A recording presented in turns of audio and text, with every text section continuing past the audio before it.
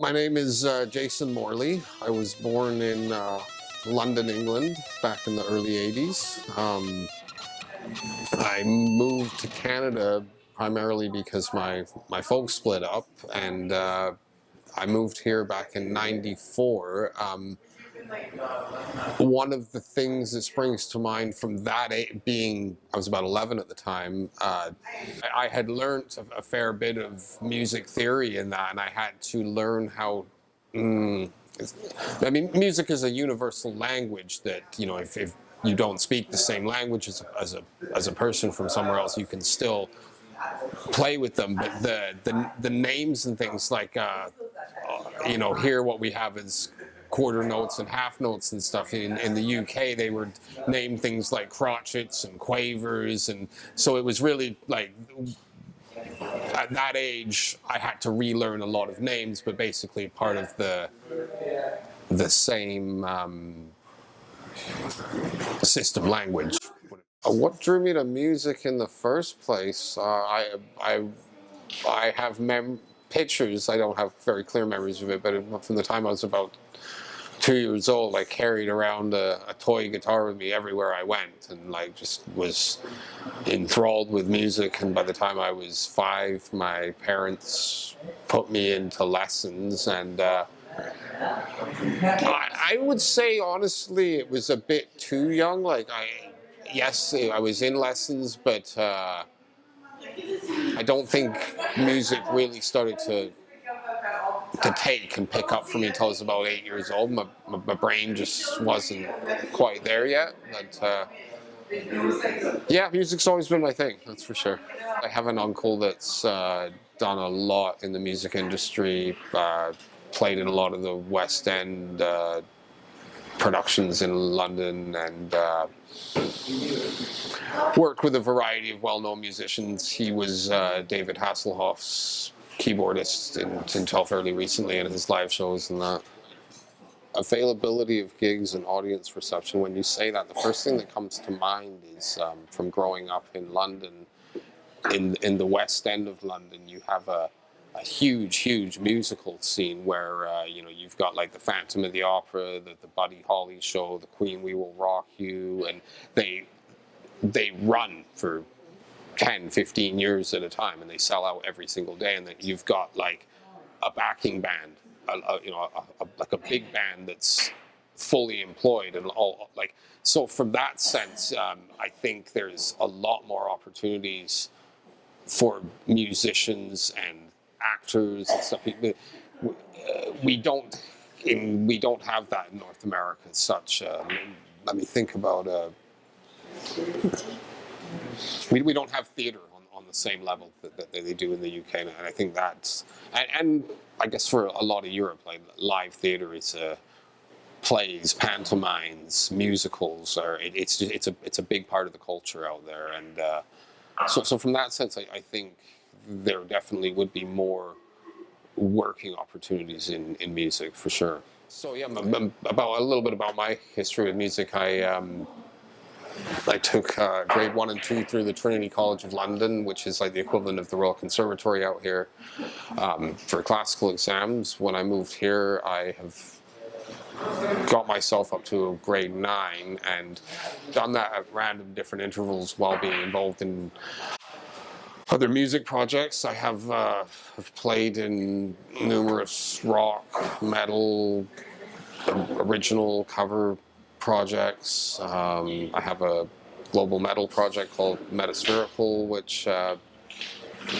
involves a lot of musicians from different parts of the world, which has been a kind of a pet project that I've worked on at times and put down for long periods of time. Currently, until the current mandates were put down in the pandemic, I was playing classical music in a lot of residential care facilities, which has been a good thing, kind of a win-win. You know, I know it really uplifts the residents and makes them feel happy. You know, it makes me feel happy I'm doing something good. And I've also worked as a teacher. Teaching private guitar has become a bit of a challenge. Well, keeping students in I find the current time we live in with the YouTube, I call it the ADD generation, where it seems most people really want instant gratification. They watch a video of someone sweep picking 1,000,000 miles an hour and come to you and be like, "Can you teach me how to do that?" And it's like, whoa, whoa, whoa! You know, you got to learn to crawl before sprinting the 1,500 meter. Nanaimo as a place for playing music has been fantastic over the years. You know, had lots of opportunities to work in many different fields. There's been lots of venues to play. The last couple of years have been particularly hard on everyone throughout the pandemic, and it seems like we're potentially maybe going back to normal here, and things are looking up.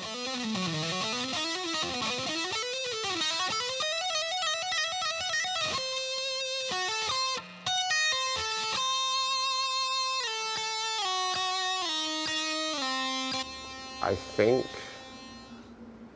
from my small bit of personal experience and the many stories I've been told from musicians I know from many places, musicians I believe are treated and respected a lot more so in Europe. You are generally, I'm speaking about in the heavy metal world, artists are generally paid a lot better. And in terms of audiences, I think that people are a lot more open-minded. You kind of have subgenres of metal, and you have pocket groups of people that, you know, they listen to thrash metal and death metal. But it's like in Europe, I think you see much more open crowds where I remember when I was at a Nile show when I was about 18 over in Europe.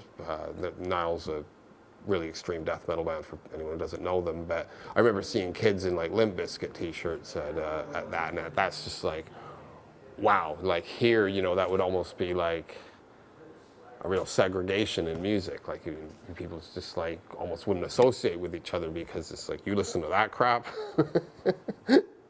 So overall, I think people are more open-minded. I mean, and that's from personal experience, but I mean, it's a very broad way of me saying it, but it's just, I feel over there music is appreciated a lot more on many levels. Like I've like certain people over the years to me out here have just like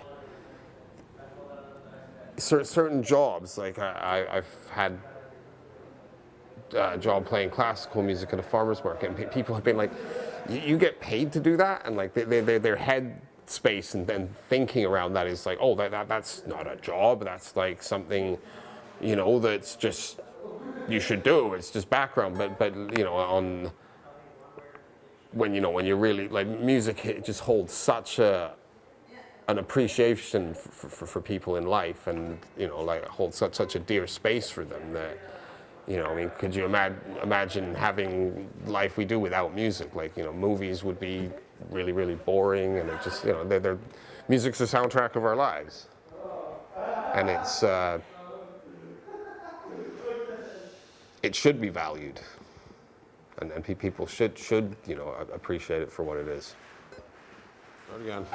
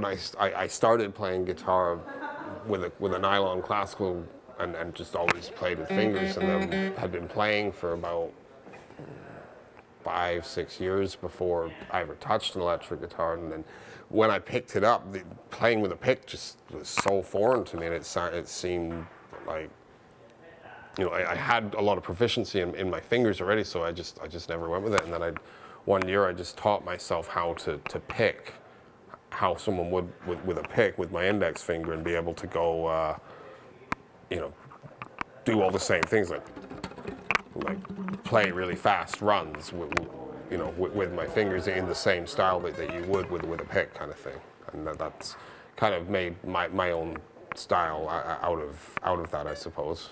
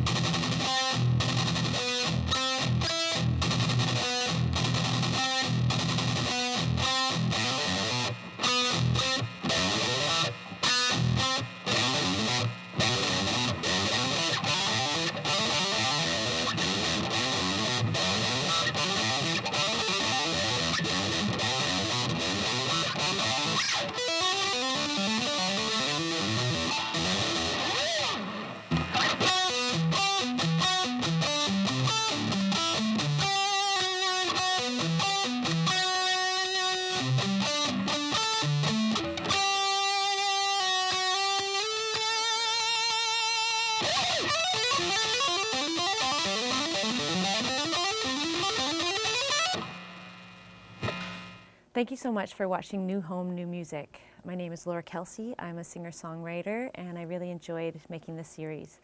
I want to thank the musicians for sharing their stories and their music, as well as the locations and venues that allowed us to film there, and to TELUS STORYHIVE for the opportunity to create this series as well.